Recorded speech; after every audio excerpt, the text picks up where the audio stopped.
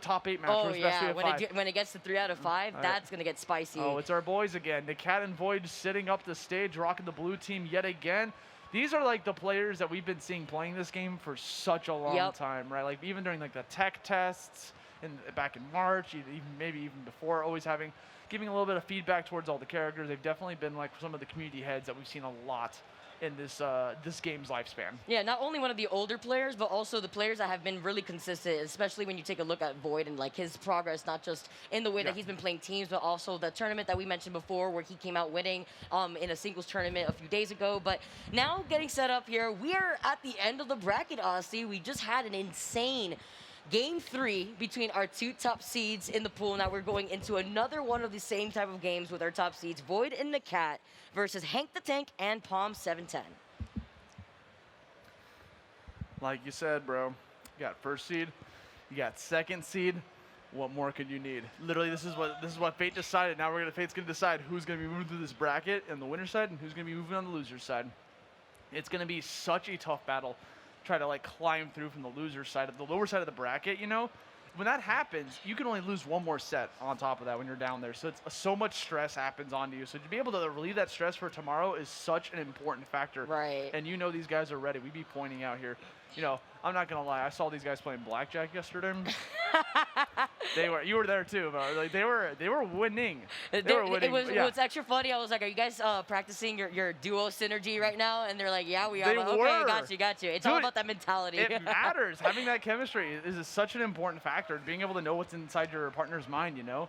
Such a good thing. I saw NAKAT was literally like on his last legs. He's like, you know what, I'm gonna put it all in, and then he got a blackjack. So it's just like, and VoiD was there saying, do it. He said, do it. VoiD was encouraging him to, just like he would in this game, right? Exactly. Like, go do it. Wonder Woman, go do it. You got this. And that's actually how they play. Funny enough, again, it goes down to VoiD playing a little bit more back, allowing NAKAT to go crazy in front of him, and then he does the passive damage from afar with Jerry. So you know, it just works together. It works. It's the dynamic that they got individually, but it also goes down to what we're saying just right before we saw these players get on the stage. It's that duo energy that you have with one another where it transcends the feeling of having to play against yourself when it comes to a singles environment, and then the energy that you're feeding off of with your teammate. I don't think there's any other team out there that has played with each other for this long, because I feel like a lot of the teams here have just started teaming as of like a couple weeks ago. So to have VoiD and NAKAT play not only the same teammates together, but the same characters, like they know each other's characters so well now at this point. Like I said, that one moment when NAKAT went for the up special, and VoiD knew to go on top of it. Like they just know. They know how their teammates work, and that's also something that's really important to know about in this game. You gotta know what your teammate's character is gonna do for you, and how to work around your character's teammate based on what they're gonna give to you. As an example, if LeBron James passes you a ball, what are you gonna do with it? I'm gonna hit that back. Yeah, you're gonna toss it back, or you're gonna catch it, or you're gonna fumble. Like, I'm gonna dribble it. You're gonna dribble it, are you? On the opponents.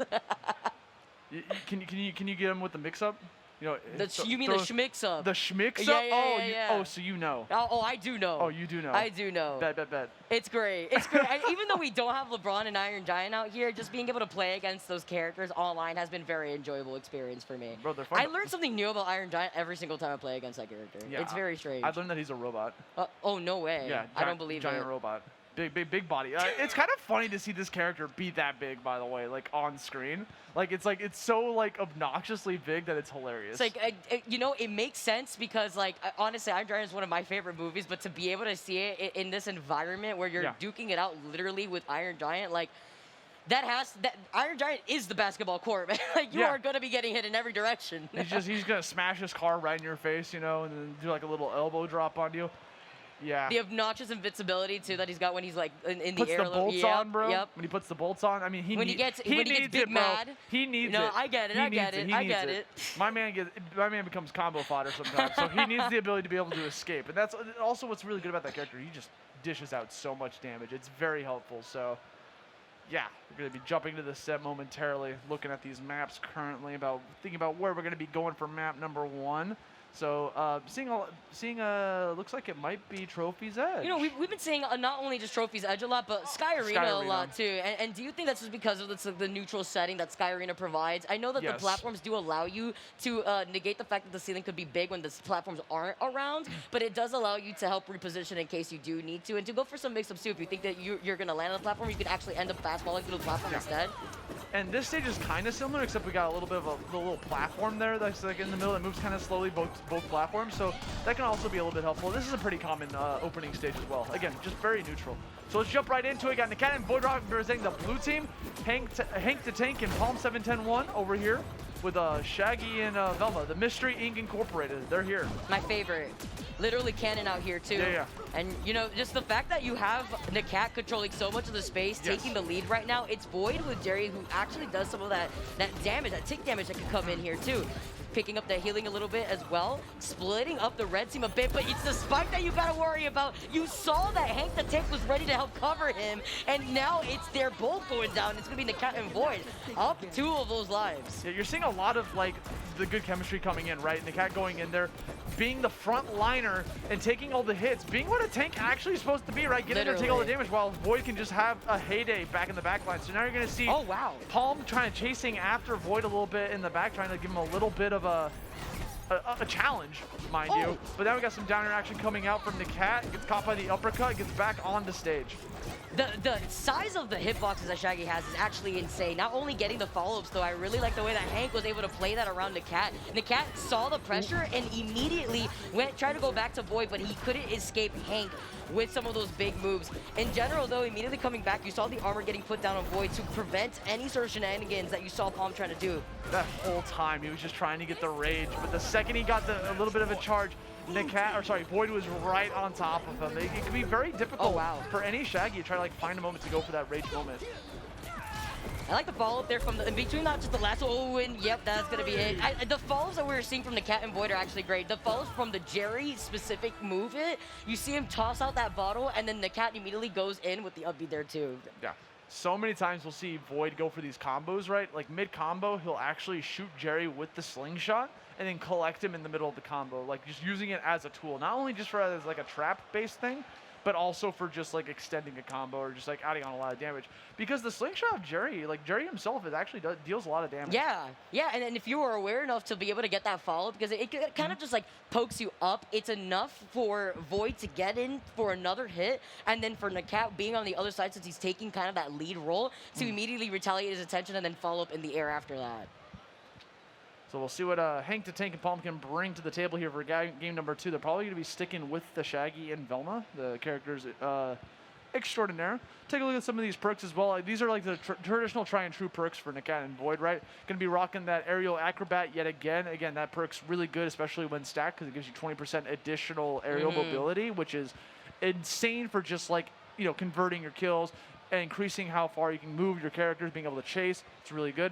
As well as rocking the triple jump perk, being able to stack that, getting that 7th resource, being able to chase your opponents even further, as well as using it as an additional resource to get back on stage. And we're going to Batcave. Oh, your favorite right here. Yeah, you gotta get it for the follow for the ricochet though, but I think with projectiles, that's gonna be even better when it comes to NAKAT and VoiD, being able to get the bounce off from where Jerry's gonna be tossing right back at you. Now look how close they are to the side of the stage, because it's a lot of that control that they have on the stage right there. You're gonna notice, by the way, that they have the big head mode activated on Shaggy and Velma. Whenever you see their heads get really large like that, that's Velma's down special, where she shoots out that book. It reduces the cooldown reduction on both your characters. Shaggy doesn't really get anything off of that because he has no cooldowns, but Velma, it's imperative for him to have. Also, on top of that, it's a just active hitbox, so just a really good move to be able to do.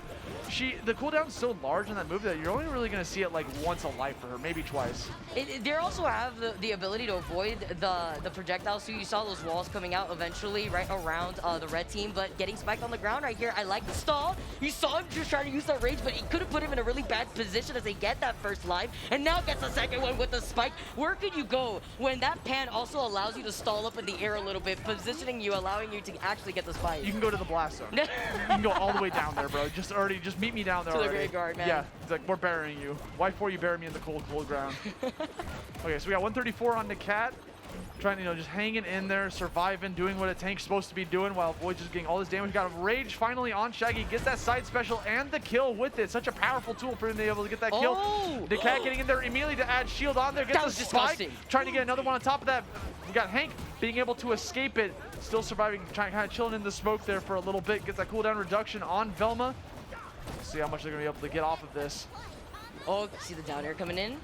Tries to get, I love the stall with the up special, and now gonna keep shagging right off. You saw him trying to get the lasso. If that sweet spot landed, he would have said goodbye to that life. Yeah, was definitely looking for it. Oh. Using the up special to give herself some distance, gets spiked for it, but doesn't even matter. The game is over. The set is over. NAKAT and VoiD taking that set cleanly 2-0. Is gonna move on to the winner's side of top 48 tomorrow. I like the way that NAKAT played off stage that entire second game there too, though. You saw that when he came back immediately, like he used the armor to reposition immediately onto VoiD, who was already off stage, and then from that armor, he went for a down air spike, and then he was able to get that spike. Yeah, that was probably my favorite thing. It's just the mobility, because he does the up special because in case Velma wants to recover up there. If Velma would go for a double jump or an up special, something to get her up there, that covers it. But also it positions him into it, like you said, a position to be able to get the down air right afterwards. So just really good. It shows that he plays the game a lot. It shows that he knows, like, some of that stuff just becomes second nature at some point when you play the game enough.